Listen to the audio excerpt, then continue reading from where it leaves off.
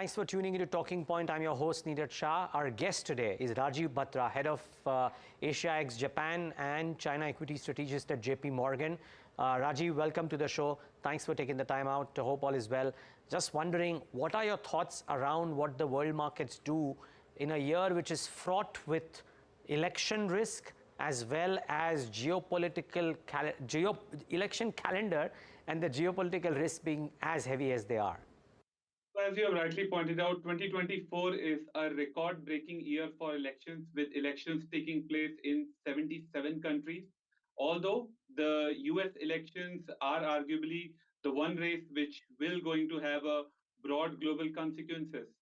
But that's where we will need help of navigating the equity markets, particularly the high beta Asia or emerging market equities. In that, the idea should be trade rather than invest and go through with earning cycle, because the P re-rating phenomena or valuation re-rating phenomena will be largely dependent on the monetary policy maker. If we see any kind of a rate cuts and easing, then valuation will come into play. If not, then earnings will be buy all end all for market to track, and that will be driving the performance from here on. But that said, there will be cycles within the cycles that will play out, like domestic cycles could be divergent from what is happening globally, and particularly in the domestic markets like India, where they are having a long-term growth prospect in play, structural areas are working, so that will help them do well in this kind of you can say a very complicated year or an environment to outperform the emerging market equities. Um, what's your sense about what the Fed or central banks at large could do? The beliefs have been very, very disparate, and post the Fed comments as well as the comments from some of the FOMC members in the last 3 or 4 sessions, the view around when the rate cuts start are very, very different. What's your base case, and when do you think the market starts discounting that? 13th December last year, Fed took a pivot by saying they may need to relook the policy stance, and within the dot plots, it was revealed that we may witness 3 rate cuts this year. So bond market or equity market pricing shifted quite rapidly, and at one point of time, start of this year, market was pricing in close to 7 rate cuts this year. Now, looking at the inflation data, which is slowly, steadily making a comeback, robust economic growth print in the US, and still a broad-based gain in employment, Fed is going to take some time to go for either a rate cut or say we are totally done with this cycle. Premised on that, JP Morgan economic team is forecasting the rate cut starting from June this year, and we are forecasting 5 rate cuts, 1 in June and then 4 in the second half. Once Fed starts cutting, that will open door for Asia, emerging market, even India to relook at their monetary policy situation. But before Fed do anything, can emerging market or any other Asian countries react and go before Fed? Chances looks pretty low. Okay, yeah.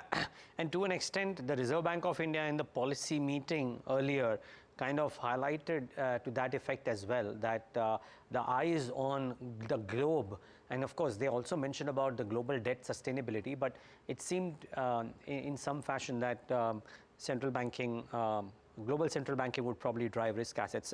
Just one perspective. I read in your note very interestingly, because I was looking at Asia notes more closely by virtue of our viewers being such a large dominant Indian population, which is that you mentioned that you might be partly constructive on China. Please correct me if I'm wrong. My question would be, there seems to be a view that the foreign preempting when is the foreign selling in China going to end has been a rather tough job, and therefore best not to do so. How do you think about that aspect? You're talking about China beyond geopolitics.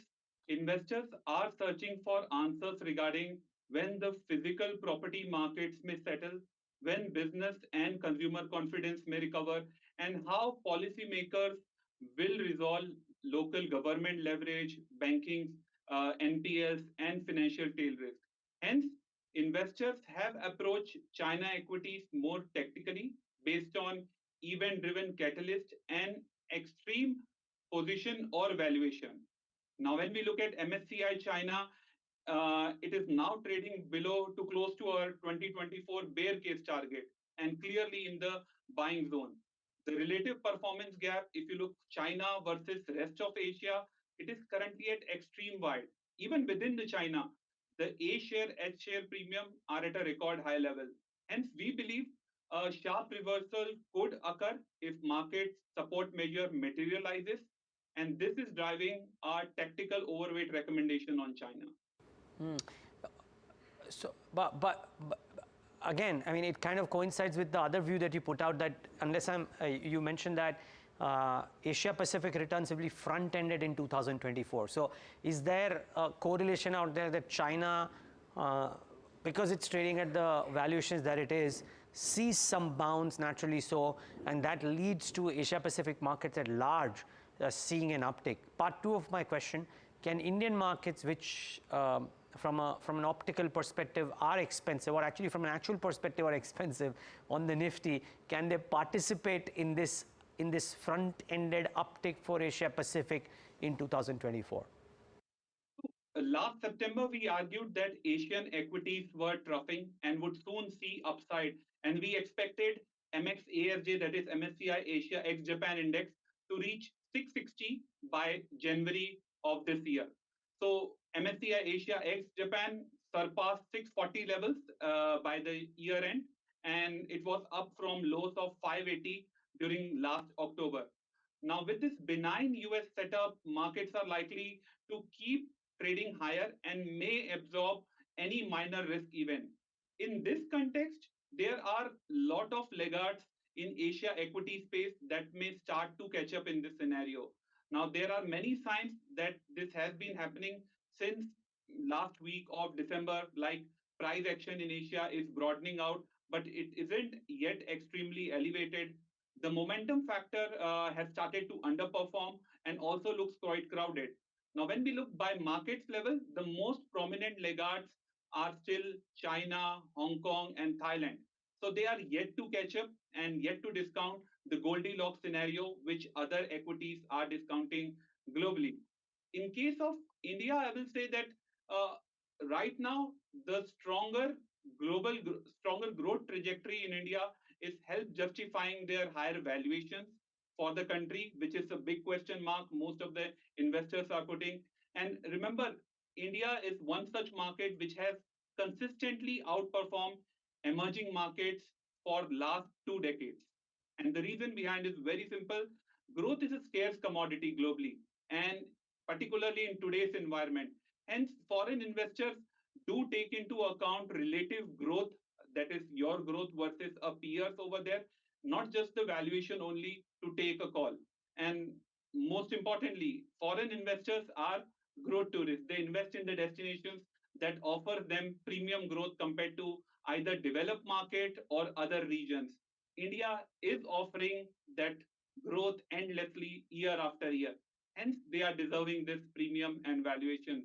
So we do expect there will be a period where markets trade sideline because of lack of catalyst, but it will be a kind of a small blip because there are long-term trend emerging where investor interests are rising. There's a virtuous cycle of deepening and broadening liquidity. There is rising fundamental coverages and analysis along with the capital issuance. And most importantly, India is one such market where we are seeing long only investor have the highest breadth of benchmark holdings. That is the stocks name beyond large cap indices. Rajiv, then one question before we hit that break. Has, by virtue of people that you may have spoken to on the global side who are investing into India or looking to invest into India, whether passively or actively, has the budget math and the budget statements, the fact that fiscal discipline has not only been maintained but surprised positively, and we have a Reserve Bank of India which is while being fairly prudent on almost all things that it has done in the last 12, 18 months, has there been a change in the tone of investors who might be thinking about India? There is also this very high probability of policy continuity in India as well, right, for the next 5 years in a busy election calendar. Do all of these things become a heady cocktail for investors who want to allocate to India, thinking of, okay, let me go and allocate more, or people who have not looked at India thus far saying that, it's a large market and there are these factors, let's look at it? This plays a very important role, and particularly for the long only investors or investors with a horizon of 5 to 10 years, pensions, insurance, retirement funds, who look into allocations based on the long term decision making of the country and policy framing. That's where the fiscal prudent approach from government in budget and literally revealing out the plan for not just 6 months or 1 year, but a 5 year, that we are going to stay prudent on the fiscal terms. We are going to look at a long-term growth trajectory through capex, not just the near-term stimuluses only. And then RBI, which is helping country to move out from a twin balance sheet stress towards twin balance sheet advantage when we look at the asset qualities or even the NPL cycle. So that is what helping India's narrative, particularly in terms of valuation. I'm sure you would have seen that the risk premia in India for the last 10 years or under the current government regime have declined substantially. At one point of time, the risk premia was close to 4.5, 4.8% based on a calculation back in 2010. It came down almost to 1.1% by 2021. That is all led by this efforts taken by central bank and the government, and getting a lot of traction from the foreign investor. So not only it benefits India in form of a sustainable and a quality growth, but also decline in risk premium or a premium at that level what developed market like US is enjoying. Rajiv, you told us about how some of the measures that have happened on the fiscal side, on the monetary side, maybe even policy continuity and policy making is important for global investors to when they consider either investing in a country or in an economy or deepening the investments in the economy. I was wanting to ask you, have you heard a change in the tone as well post the budget specifically, wherein the fiscal deficit has been forecasted at 5.1 as opposed to the earlier beliefs and beat the glide path target of 4.5? Has it been a dominant conversation, if you will, in conversations that you may have had post 1st Feb, or is it early days as yet? No, so anecdotally, talking to most of my investors, they all gave thumbs up to this budget because this is actually has the potential of increasing India's long-term GDP growth, which people were thinking in the range of 6.5%. Now they are even contemplating and asking, are we moving towards a range of 7.5, 8? And the comparison is being drawn from 2000 to 2003 period, where India was going through a deleveraging cycle prior to 2003. Asset quality or slippage ratios were getting better, and then we saw a compounded annual of 8% real GDP growth. So that's what investors are now discussing and talking after this kind of a budget which was delivered, where the focus is not just on fiscal consolidation, taking towards the glide path of 4.5% fiscal deficit, but also maintaining the capex growth. Now, critics will say that the capex growth is slowing down from 28, 30% measure to 16, 17%. But we need to recognize the base have changed. That 30% or 28% growth was happening from a very low base. Now, with this high base, even the high teens kind of a capex growth means this will open up the avenue of a higher potential growth for the country in coming 5 years' time. So that is what is exciting my long-term investors or long onlys. But for the short-term traders or people who invest on like very short horizon, 1 month or a 2 month basis, they are not seeing the immediate growth catalyst. So they were like bit 50-50 on the budget, but majority of it got the thumbs up. Okay. From a valuation perspective as well, which is the most spoken about point for India, but I think you mentioned that it's kind of been at a premium for a while. But it currently, from an FII perspective, Rajiv, seems to be a tale of two halves, right? Because traditionally, the sectors that FIs have usually preferred, which is banking and IT, largest weightage, largest FI overweight, are actually trading cheap. So in some sense, while you're buying into an expensive market, you're probably going in for themes which are not that expensive. So how does that work, and what is your advice therefore to clients when they're talking about allocations to India? So most importantly over here, if we look at valuation, large cap relative to mid cap or large cap relative to small cap are trading cheaper in a relative valuation term because they have not fully participated this rally. Even in case of a large cap index, as you clearly pointed out, majority of the heavyweights, particularly in the banking space, have not joined the rally. And beside that, even in the consumption side or the consumer name side, there are a lot of names who are yet to participate. So in case if we move out the stocks and few sectors which have rallied quite a lot based on the theme being played out domestically or externally, then there are certain pockets which are trading cheaper. From our perspective, we are maintaining overweight on banking sectors or financial sector where we believe they are yet to participate in this growth rally which is happening, and sooner rather than later they will join the bandwagon, and it is a part of our a theme where laggards will join this goldilocks scenario as we progress through the year.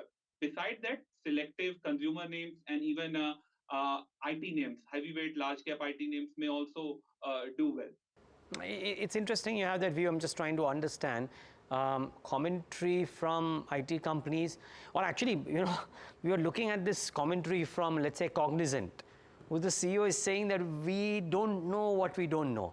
And the conversation around discretionary spending is not quite clear. So in some sense, is it a bit of a preempting that at some point of time, the US economy will stabilize in the calendar and spends will begin, discretionary spends, and therefore these stocks will start seeing some uptake because they discount 6 months, 9 months in advance?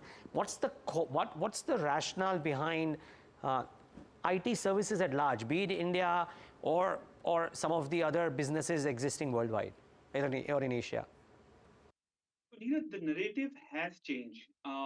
If you remember, at one point of time, market was discounting a hard landing scenario almost up till mid of last year. Then the narrative shifted towards a higher for longer when your 10-year in US moved from 3.3 to almost 5% level. Recently, the narrative shifted again and started pricing in a soft landing or a Goldilocks scenario. But it needs to take into account that even if we are not encountering a recession in the near term, if we look at economist forecasts, GDP growth globally as well as in US is expected to slow down from above potential number of last year. Now, when your GDP will slow in the key customer market that is in US, your top lines may get impacted due to that. Hence, this is the reason why it is kind of a conundrum which either corporates or even clients and even we are on the sell side are navigating, as we have said start of this interview, that we don't know how the year will pan out. Are we actually heading towards a full soft landing, or somewhere or other even the accident recession can happen? But base case wise, we are sticking with a soft landing kind of a call. But to be very frank, it's need a monitoring on a monthly basis rather than taking a call what will happen 6 months or a 12-month down the line. And Rajiv, that it might have some bearing on exporting economies or exporting companies from countries like India as well, meaningfully as to what the US and maybe even the European economy does. So what's the view there? I mean, I know you mentioned that you need to monitor it on a monthly basis, but if you were to, I mean, if I were to put a gun to your head and ask you that, give me a view about what could happen to exporting economies for 2024, what would your best guess be? In our report outlook, we have clearly mentioned that we prefer domestic over export, and the reason behind is very simple, because we do expect slowdown happening globally. Now, when we look at investor positioning, they are already significantly over-positioned in the tech trades, particularly in Korean tech, in Taiwan tech. Now, when you look at the revenue exposure of Asia countries and sectors, Korea, Taiwan, Australia, and some part of India are exposed towards global markets, that is particularly US and Europe. That pockets are vulnerable, and they are more vulnerable if investors are already positioned, because during the slowdown time, they will sell what they own. And if they are owning this kind of a high revenue exposure places, that's where the maximum downside would be. Now, compared to like Taiwan and Korea IT, India IT, which is on the services side, is not that heavily exposed or overweight by the global investor at this juncture. No doubt, recently they have reduced their underweights on Indian IT space and gone to a marginal underweight to a neutral kind of a position. So they may not be as vulnerable, I will say, the Taiwan or the Korea on the world. In terms of our allocation, we are holding neutral on Korea and we are underweight on Taiwan, worrying about this export slowdown or a global slowdown risk. Got it. And my final question, Rajiv, and that is, since you mentioned that focusing on domestic, there is a thought, and there's a bit of a dichotomy, firstly, that the last 5 years, Indian public sector lenders have done way better than the private sector lenders. Part of it could well be because FIs have sold consistently through the last 18 months, and they're the largest overweight or the largest weightage. But the question is, there is a belief or there is a thought coming that by virtue of the fact that the Indian corporate is so deleveraged, that if a capex drive comes to the fore, the capex growth may far outstrip credit growth of the private sector lenders as well, and therefore the growth rates in private sector banks may not be as strong as people may think of when they think of a scenario similar to 2003 to 2008. So my question, sorry, a long question, but my question is, do you think these valuations are good enough for investors to put into private sector banks in India, or are there better pockets out there in India? Definitely, private sector banks will come also into the play, because the corporates are not just your large cap only. There will be entire supply chain along with them who will try to grow. So based on the tiering and lending, and also on the like a positionings on their asset side or a cash side, will help them navigate. So in case if the large cap corporates are cash rich and they may not want to tap into banks for the credit growth or the borrowing requirement, but along with them, the suppliers or the various other part of mid cap or companies and small cap who are along with them, maybe their credit ratings are not that great enough to directly tap, or maybe they do not have that higher cash level. So they will still have a borrowing requirement and need. So rather than just focusing on few cash rich corporate who can drive the private capex cycle only, we have to look into the broader sleeves over there who will also grow along with them, and they will have borrowing need. And this will be the audience who will be tapping into your private banks and can generate growth higher. Now, here the expectations are being so low over here that even a small bit of a change can lead to a big delta, like coming through on the credit growth side, like if the numbers come through. So that keeps us still positive on the private bank space. Got it. Okay. Well, on that note, Rajiv, such a pleasure talking to you. Thank you for taking the time out and speaking to us and giving us your overarching view. Really appreciate your time. Thank you, Niraj. And viewers, that's JP Morgan saying that maybe gains could be front-ended in calendar year 24 for Asia, and India could well participate despite the valuations. By the way, just before we wrap up the show, he's saying that if indeed certain conditions happen, which is the Reserve Bank of India does a few things and there is policy continuity, then the Nifty may even trade in the expensive zone of 22,000 to 25,000 in the current calendar. So bear that in mind. Thanks so much for tuning in, viewers, to this show.